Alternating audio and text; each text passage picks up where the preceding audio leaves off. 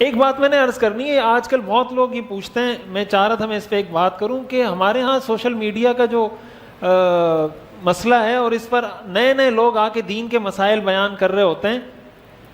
Engineer علی مرزا ہے، جاوید غامدی ہے، اور پتہ نہیں کبھی کوئی پروفیسر آ جاتا ہے، کبھی کوئی انجینئر آ جاتا ہے، لوگوں کو دین کے مسائل کہتے ہیں یہ سارے غلط ہیں، دیوبندی بھی غلط ہیں، بریلوی بھی غلط ہیں، اہل حدیث بھی غلط ہیں، سب غلط ہیں، میں ایک صحیح ہوں دنیا کے اندر.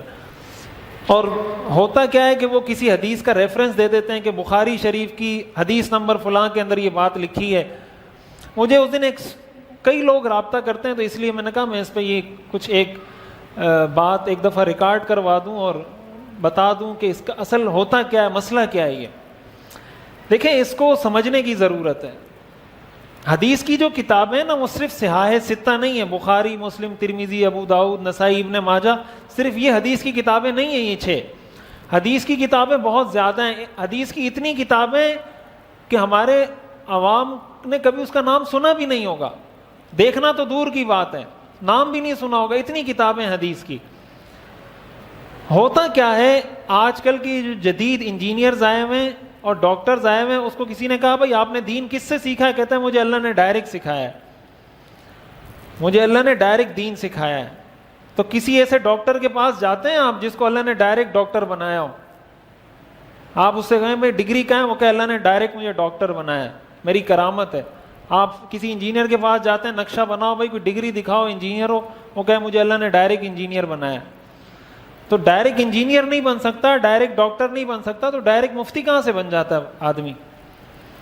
یہ ڈائریکٹ والا سسٹم تو دنیا میں ہے ہی نہیں، کسی بھی چیز میں نہیں ہے کہ بچہ 10 سال تک نہیں پڑھے اور 10 سال بعد کہے کہ مجھے اللہ نے ڈائریکٹ میٹرک کروا دیا، میرے پاس ڈائریکٹ میٹرک کی ڈگری آ گئی ہے. اللہ ایسے کام نہیں کرواتا، وہ جھوٹ بولتا ہے انسان. ہوتا یہ ہے کہ یہ لوگ جب حدیث کا ریفرنس دیتے ہیں، لوگ اس سے بڑے مرعوب ہوتے ہیں کہ یار انہوں نے حدیث نمبر بتایا ہمیں، ہم نے سرچ کیا حدیث نمبر، یہ حدیث تو موجود ہے. دیکھیں، حدیث کا نمبر بتانا یہ تو کوئی جاہل آدمی بھی کر سکتا ہے. بھائی آپ بخاری شریف اٹھائیں، اس کا حدیث نمبر نوٹ کریں، حدیث نمبر نوٹ کر کے کوئی بھی مسئلہ بتا دیں. مشکل کام ہے حدیث کی عبارت پڑھ کے لوگوں کو سنانا. عربی پڑھیں حدیث کی، وہ لوگوں کو سنائیں کہ حدیث میں یہ الفاظ آتے ہیں. ایسے لوگوں سے آپ حدیث کی عربی کی عبارت نہیں سنیں گے. ایک نشانی ان کی ہے، اگر یہ اتنے دین کے ماہر ہیں، ان کو حدیث پڑھنا کیوں نہیں آتی ہے؟ آئے گی تو چند 2 3 4 حدیثیں زبان سے پڑھیں گے، باقی ترجمہ پڑھیں گے. ترجمہ کیوں پڑھتے ہیں آپ؟ حدیث کو نمبر سے تلاش کرنا مشکل ہے بنسبت اس کے کہ آپ حدیث کے الفاظ کہیں. مثال کے طور پر حدیث ہے نا انما الاعمال بالنیات، ایک ہے کہ آپ اس حدیث کا نمبر لکھیں اور تلاش کریں، ایک ہے کہ آپ یہ الفاظ لکھ کے تلاش کریں. الفاظ لکھ کے تلاش کریں گے آپ کو حدیث جلدی مل جائے گی. تو اگر ایک عالم آپ کے سامنے حدیث کے الفاظ پڑھ رہا ہے، حدیث کے الفاظ آپ کو سامنے پڑھ رہا ہے، اور آپ اتنے بڑے جج بیٹھے ہوئے ہیں کہ آپ عالم کو جج کر رہے ہیں کہ عالم ٹھیک کہہ رہا ہے غلط کہہ رہا ہے، تو پھر آپ وہ الفاظ نوٹ کریں، ان الفاظ کو سرچ کریں کہ یہ الفاظ موجود ہیں یا موجود نہیں ہیں. اور اگر اتنا آپ کا کیلیبر نہیں ہے، اتنا آپ کا سٹیٹس نہیں ہے کہ آپ حدیث کے الفاظ یاد کر سکیں، سمجھ سکیں، تو پھر آپ کو یہ اتھارٹی کس نے دی ہے کہ آپ عالم کو جج کریں؟ ہوتا کیا ہے، دیکھیں مثال کے طور پر ایک مسئلہ میں پیش کرتا ہوں. انجینئر علی مرزا، میں نے اس پہ پہلے بھی بات کی ہے، کہیں اور، یہاں نہیں کہیں اور میں نے اس پہ بات کی ہے، لیکن میں مثال دینے کے لیے اس کو جوڑ کے سمجھاتا ہوں. اس نے کہا کھڑے ہو کر پیشاب کرنا سنت ہے، کھڑے ہو کر پیشاب کرنا سنت ہے. یہ صحیح بخاری کی حدیث ہے، حضور علیہ الصلوۃ والسلام نے کھڑے ہو کر پیشاب فرمایا. حدیث نمبر بتا دیا، لوگوں نے دیکھا، بولا یہ تو صحیح کہہ رہے ہیں، آج تک مولوی ہمیں گمراہ کرتے رہے، بیٹھ کے پیشاب کرو، بیٹھ کے پیشاب کرنا سنت ہے. اب یہ ایک چہرہ ہے، یہ ایک حدیث ہے. فقہا کا کام کیا ہوتا ہے؟ فقہا کا کام یہ ہوتا ہے کہ وہ قرآن کی آیات کو بھی دیکھتے ہیں، وہ اس حدیث کو بھی دیکھتے ہیں جو صحیح بخاری میں آئی ہے، اس حدیث کو بھی دیکھتے ہیں جو مسلم میں آئی ہے، اس حدیث کو بھی دیکھتے ہیں جو ترمذی میں آئی ہے، اس حدیث کو بھی دیکھتے ہیں جو کسی اور حدیث کی کتاب میں آئی ہے. اب ہوتا کیا ہے کہ ایک حدیث سے کچھ سمجھ آ رہا ہوتا ہے، دوسری حدیث سے کوئی اور بات سمجھ آ رہی ہوتی ہے، عام آدمی دیکھ کے کنفیوز ہو جاتا ہے. اب اسی مسئلے کے بارے میں حضرت عائشہ رضی اللہ تعالی عنہ کی روایت ہے جامع ترمذی کے اندر.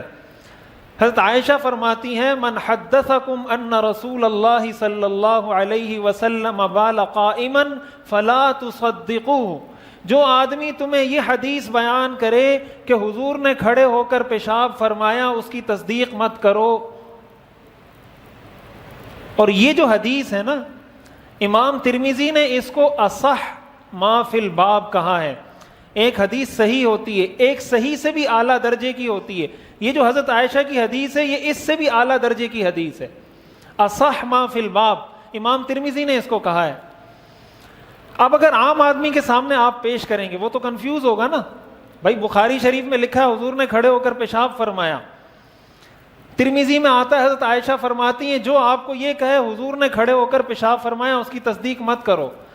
اب انجینئرز اور ڈاکٹرز کا کام کیا ہوتا ہے، وہ آپ کو بخاری کی حدیث دکھا دیں گے اور کہیں گے یہ سارے مولوی تمہیں گمراہ کر رہے ہیں، بیٹھ کے پیشاب کرو، کھڑے ہو کے پیشاب کرو۔ بھائی بیٹھ کے کیوں کرتے ہو؟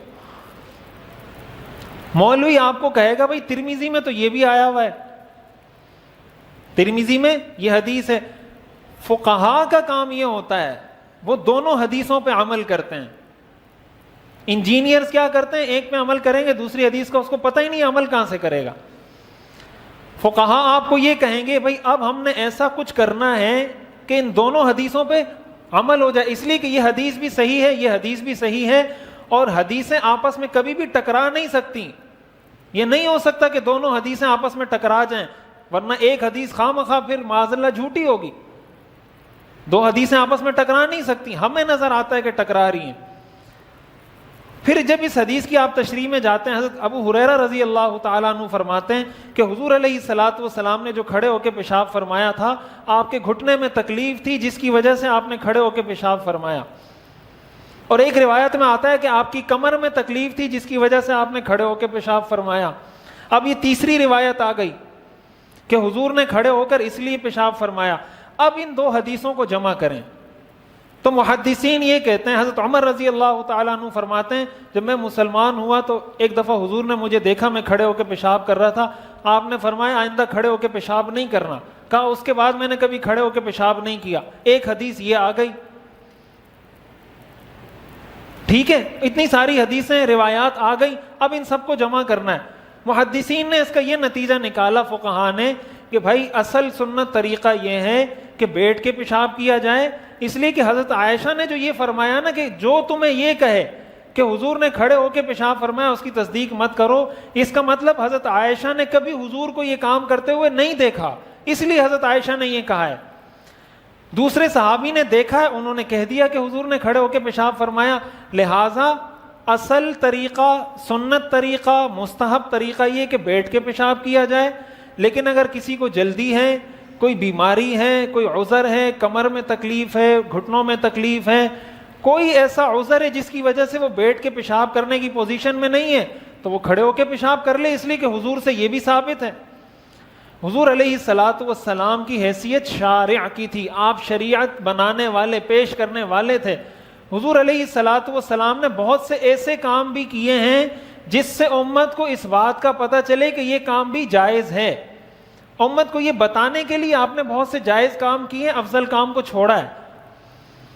اب جب آپ اس کو اس طرح جمع کر لیں گے تو دونوں حدیثوں پہ عمل ہو جائے گا یا نہیں، کہ بھائی جب عذر نہیں ہے تو بیٹھ کے پیشاب کریں، یہ اصل طریقہ ہے، اور اگر کوئی عذر ہے، کوئی پریشانی ہے تو کھڑے ہو کے پیشاب کر لیں، یہ بھی جائز ہے، کہ اس لیے کہ یہ بھی حدیث سے ثابت ہے۔ علماء یہ کام کرتے ہیں، فقہاء یہ کام کرتے ہیں۔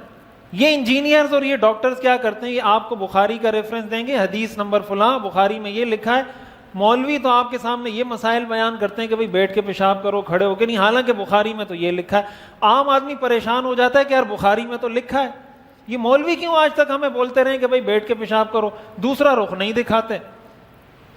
اس لیے میں لوگوں کو یہ کہتا ہوں کہ بھائی آپ اگر ایسے لوگوں کی باتوں پہ اعتماد کرنے لگ جائیں گے جس کا کوئی استاد نہیں ہے، جس نے کسی سے دین کا سبق سیکھا نہیں ہے، دین کا علم حاصل کیا نہیں ہے، ان لوگوں کی باتوں پہ آپ عمل کریں اور ان لوگوں کی باتوں کو آپ جھٹلانا شروع کر دیں جو 1400 سال سے جو دین چل رہا ہے وہ آپ کو وہ بتا رہے ہیں۔ آپ کے باپ دادا نے جس پہ عمل کیا، آپ کے پردادا اور اس کے دادا نے جس پہ عمل کیا، صحابہ نے جس پہ عمل کیا، وہ طریقہ آپ کو بتایا جا رہا ہے۔ اس لیے اگر آپ کسی کو بہت شوق ہے نا کہ یار میں جج کروں، کہ یار یہ مولوی ٹھیک بولتا ہے یا انجینئر ٹھیک بولتا ہے. پھر اس کا حل یہ کہ آپ دین کا علم حاصل کریں. جج آپ کیسے کریں گے؟ آپ کو عربی نہیں آتی، آپ کو صرف نہیں آتی، نحو نہیں آتی، قرآن کی تجوید نہیں آتی، حدیث کے چیزوں کا نہیں پتہ، اصول حدیث، اصول تفسیر، فقہ، اصول فقہ کا نہیں پتہ، آپ کیسے جج کریں گے کسی کو؟ یہ تو ایسا ہی ہے کہ آپ ڈاکٹر کے پاس جائیں اور آپ کہیں کہ میں بتاؤں گا یہ ڈاکٹر صحیح دوائی لکھتا ہے یا صحیح دوائی نہیں لکھتا، اگر آپ کی فیلڈ نہیں ہے تو جس آدمی کی فیلڈ نہیں ہے اس کا یہ کام نہیں ہوتا. اور عام آدمی کو کنفیوز اس لیے نہیں ہونا چاہیے کہ عام آدمی کنفیوز اس وقت ہو کہ اگر وہ اپنی پوری کوشش کر لے، 5 سال کسی انجینئر کے پاس بیٹھ جائے، 5 سال کسی مفتی عالم کے پاس بیٹھ جائے، پھر کہے کہ یار مجھے نہیں سمجھ میں آتا، تو تک بنتی ہے نا، بات سمجھ میں آتی ہے. لیکن ایک ویڈیو آپ نے کسی کی دیکھی اور آپ کنفیوز ہو گئے اور آپ کے پاس اتنا ٹائم نہیں ہے کہ جا کے کسی عالم سے پوچھیں، کسی مفتی سے پوچھیں اور کہیں جی سوشل میڈیا کا دور ہے، ہمارے پاس تو اتنا ٹائم نہیں ہے. ٹائم نہیں ہے تو کوئی گمراہ ہوتا ہے تو گمراہ ہو. اللہ مولوی سے تو نہیں پوچھے گا یہ کیوں گمراہ ہوا. یضل بہ کثیرا ویہدی بہ کثیرا. اللہ فرماتے ہیں اسی قرآن کے ذریعے میں بہت سے لوگوں کو گمراہ کرتا ہوں، قرآن کے ذریعے بہت سے لوگوں کو گمراہ کرتا ہوں، اور اسی قرآن کے ذریعے بہت سے لوگوں کو ہدایت دیتا ہوں. بہت سے لوگ قرآن کا نام لے کر گمراہ ہوتے ہیں. یضل بہ کثیرا ویہدی بہ کثیرا. اس لیے اس چیز کو اچھی طرح سمجھنا چاہیے اور کنفیوز نہیں ہونا چاہیے. اگر کوئی کنفیوز ہے وہ جا کے کسی عالم کے پاس بیٹھیں. جب مسئلے کے چاروں پہلو آپ کے سامنے آئیں گے تو آپ کو پتہ چل جائے گا کہ یار یہ مفتی نے جو مسئلہ بتایا تھا یہ ٹھیک تھا، اور یہ جو غیر مفتی نے اور انجینئر نے یا کسی ڈاکٹر نے جو مسئلہ بتایا، اس نے مسئلے کا ایک رخ بتایا، دوسرا رخ ہمیں نہیں بتایا.